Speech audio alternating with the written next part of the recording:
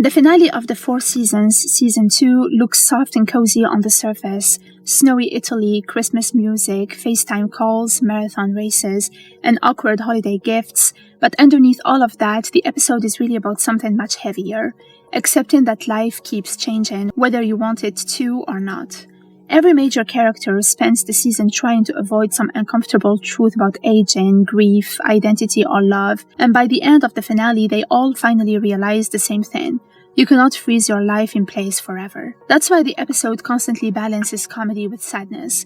The chaotic Secret Santa exchange before Danny leaves feels funny, but there is also real fear underneath it because everyone senses their lives are shifting permanently. The old version of their friendship, the one where everyone could stay together forever in this fantasy Italian escape, is already disappearing. Danny and Claude's storyline becomes the clearest example of what the season is really saying about love and sacrifice. Beverly's injury forces Danny to confront something he's been avoiding all season. His mother is getting older, and eventually he cannot solve that reality with optimism or long-distance phone calls. The hospital scenes expose how exhausted Danny really is. He loves Beverly deeply, but he's also trapped by irresponsibility. He's spent years being the reliable son who handles every emergency while quietly sacrificing parts of his own life. At first, the obvious solution seems simple. Move Beverly to Italy. But Beverly's refusal matters because the show understands that aging is not just about physical care. It's also about identity. Beverly doesn't want to abandon the city, routines, and memories that make her feel like herself. To Danny, Italy represents freedom and reinvention. To Beverly, Philadelphia represents dignity and belonging. That's why Claude's decision hits so hard emotionally. For 2 seasons, Italy symbolized this romantic dream life Claude desperately wanted. Yet, when the moment comes, he gives it up without hesitation, because he realizes relationships are more important than fantasies. Instead of forcing Danny to choose between him and Beverly, Claude chooses Danny fully. That's the real meaning behind the sacrifice. The finale quietly argues that mature love is not about escaping responsibility together, it's about deciding which burdens are worth carrying for each other. The marathon is obviously not about running.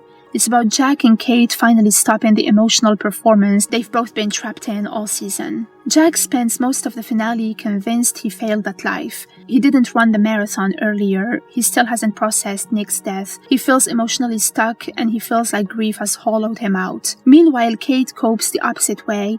Instead of sitting with pain, she constantly tries to fix everything through positivity, organization, and encouragement. That's why Jack eventually snaps during the race. He realizes Kate keeps treating his emotions like another obstacle to solve instead of something to honestly experience alongside him. And honestly, Jack is right. Kate's optimism throughout the season often functions like emotional avoidance.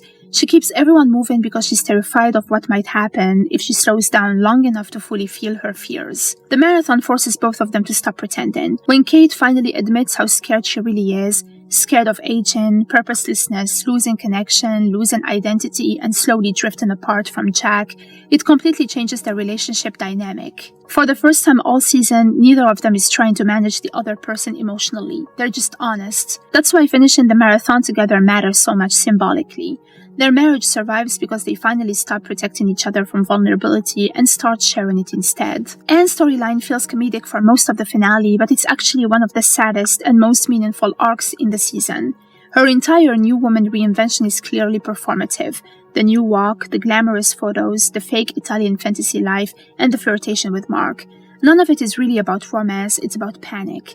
Anne is terrified that her life has become small, predictable, and emotionally stagnant. She wants proof that she's still interesting, desirable, adventurous, and capable of change. That's why the underwear photo scene is both hilarious and devastating. She's trying so hard to project this sophisticated, transformed version of herself, only for reality to completely humiliate her. The moment destroys the fantasy she's been trying to build. But strangely, that humiliation becomes freeing, because afterward, Anne finally stops performing. Ginny's phone call matters so much because it reminds Anne that she doesn't actually need to invent a new woman. The confident version of herself she misses never disappeared entirely. It just got buried underneath routine, insecurity, and fear. That realization directly leads to Anne's final decision to stay in Italy. And that's what makes the ending so satisfying. For once, Anne's choice is not centered around male validation. She's not staying for Mark, she's not chasing romance, and she's not trying to impress anyone. She's staying because she genuinely wants to rediscover herself. Kate calling her Anne classic beautifully captures the point. Anne is not becoming someone else, she's reconnecting with herself. The ending with Giampiero works because it's the opposite of everything Anne spent the episode trying to force. All season, Anne kept manufacturing fantasy versions of herself and orchestrating moments that looked romantic or exciting from the outside. But the interaction with Giampiero is messy, awkward, accidental, and completely real. He meets her because of misdelivered packages and admits he accidentally tried on her pants. There is no performance there, and that's exactly why the moment feels alive. The finale leaves Anne's future open-ended on purpose, because the important part is not whether Giampiero becomes the one, the important part is that Anne finally seems emotionally open to possibility again, instead of desperately trying to control how her life looks. Aging quietly hangs over every storyline in the finale. Beverly's fall forces everyone to confront mortality directly. Jack fears emotional stagnation. Kate fears becoming invisible once motherhood and career ambitions no longer define her.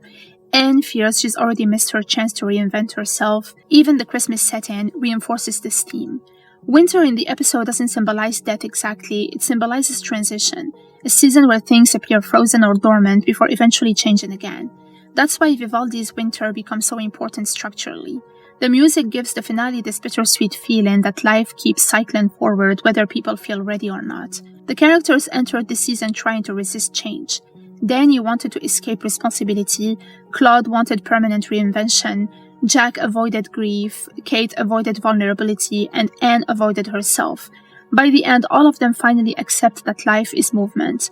You either move with it or spend your life exhausting yourself trying to stand still. The final message of the 4 seasons, Season 2, is surprisingly hopeful despite all the sadness underneath it.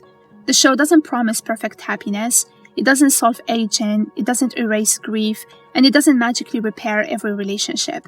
Instead, it argues something simpler and more realistic. People survive change by facing it together honestly. Jack and Kate survive by finally admitting their fears. Danny and Claude survive by choosing each other over fantasy. Anne survives by letting go of the need to perform happiness. And the ending suggests that maybe adulthood is not about reaching some stable version of life where everything finally makes sense. Maybe it's about learning how to keep adapting without losing yourself completely along the way.